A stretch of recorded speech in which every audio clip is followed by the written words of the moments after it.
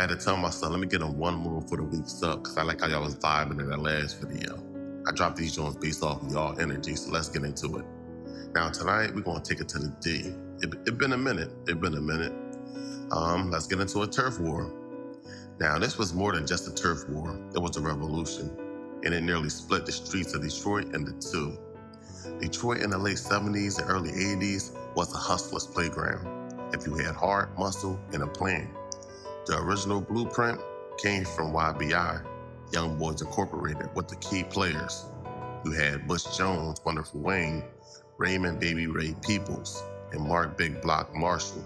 They flipped the game with military-style organization, flashy branding, and a cold-blooded strategy. They used juveniles as soldiers. It made it nearly impossible for law enforcement to touch them.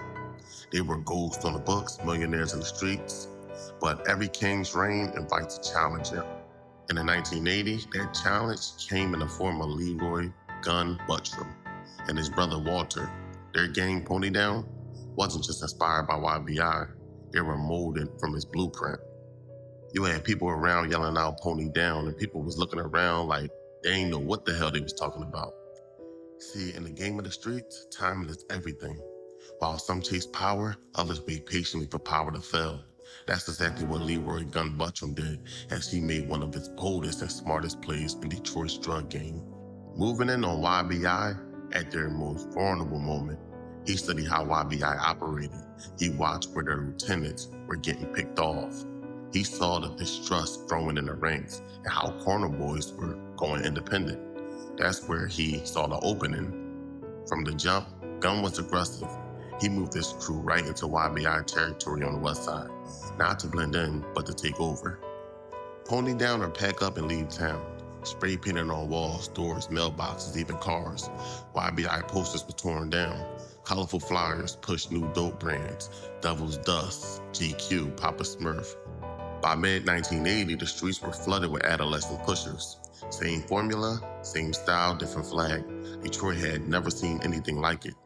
YBI wasn't about to go out quietly, and Gun Buttram wasn't backing down. But the organization of YBI was already dealing with problems on the inside involving the key players we talked about. Now, we're not going to get deep into that here, but I'm going to pin a video where I cover all of that, so don't be too quick to leave. But Buttram played chess, not checkers.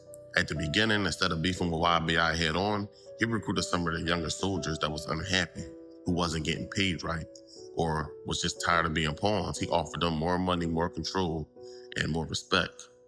As YBI leaders fought each other or went on a run, Buttram, his army just grew quickly, and his name didn't ring loud like theirs, but his handprints were all over the new wave. Baby Ray Peoples, he had a meeting with his workers that posted up on his corners, and the rules were simple. If you're not family, you don't hustle here. Baby Ray armed his young runners with ratchets, and they stashed them on the car tires of hoopties. No heat on the walk-ups, just reach low, grab still, and let it rip. A lot of those youngins wasn't built for war. He told them, if they ain't yours, shoot first. Now, one morning, a few Ponytown guys tried setting up on the back end of Linwood, trying to catch some of that morning rush, and immediately got jumped, robbed for whatever they had on them. They got their jackets and shoes confiscated, forced to leave barefooted. That very same night, the same YBI corner got sprayed with bullets, but nobody was hit, but they got their corner crossed. Now it was a full-blown war. Every other night was a shootout. Buttram, he was vicious, passing off stills to the young ones. He would say, they ain't gonna charge you like a man, so handle it like one. At first, some factions tried to stay neutral. Old heads, cousins, childhood friends.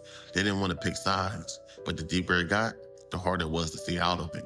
As YBI started to look weak, getting hit in the pockets and losing corners, some of their own start switching on them, start switching sides. Loyalty faded fast when the power started shifting.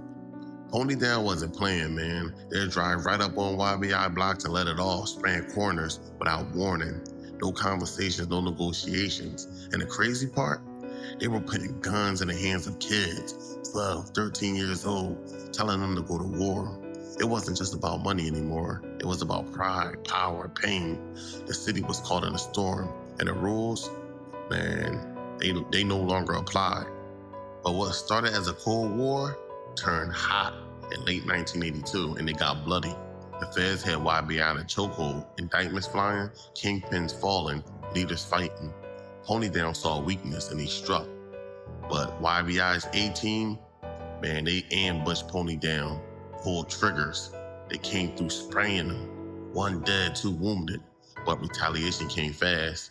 Pony Down, they caught a YBI affiliate and beat him to death with baseball bats. They left his body in an abandoned house to leave a message.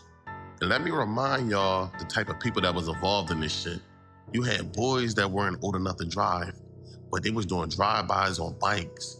One kid emptied a snub nose through the window of a Pony Down spot. Then they would go to school the next morning like nothing happened. But YBI would pull a bold move. In the fall of 1983, Gunn's 2-year-old nephew was kidnapped. A $100,000 ransom was demanded. The streets froze. Nobody was off limits at this point. The Buttram snapped. A drop-off was arranged, but instead of cooperating, Walter Buttram opened fire on the pickup man. That night, the word hit the block, a $250,000 boundary on the kidnappers. Within hours, the boy was dropped off unharmed. So the ransom wasn't paid with money. I guess it was paid with fear. Or they just had sense, like, yo, yeah, we doing the most, man. It's a young boy. But you know the crazy part of all this is that the Davis family was supplying YBI and Pony Down. And to my opinion, knowing this war was going on, the Davis family failed as businessmen. They had the ability to sit both groups down and squash it. I mean, both organizations was bringing them $1 million a week. Like, why wouldn't you want that to stop? But before you knew it, it was too late. Corners were empty. Nobody knew who was who because half of these kids carrying the heat didn't even have hair on their face yet. But even Kings bleed. On November 20th, 1985, the empire fell. The feds hit Pony Down with a 35-person indictment. Drug trafficking charges, firearms, tax evasions. The party was over. Buttram, he didn't wait around for nothing. He went on a run. But nowhere in Michigan was safe, so he was caught in a traffic stop on the west side of the state, allegedly headed to Chicago, where the gang had ties. Now, Gunn, he pleaded guilty. So did his brothers. 6.5 years, in and out, but the streets never forget. Pony Down was the underdogs. They were short-lived, but the impact, it was permanent. It redefined how wars were fought back then in the dope game. Flashy marketing, young shooters, public disrespect, and a level of boldness that bordered on suicide. That's it for tonight. I appreciate all y'all for tuning in. Don't forget to stay tuned to the video that's pinned at the end of this video on YBI founders. I get into more details, so don't forget to tune into that. Show love, hit the like button, don't be a stranger. Shout out to all my upper echelon members, my Patreon members. Yo, man, y'all be safe out there, man. I'm out.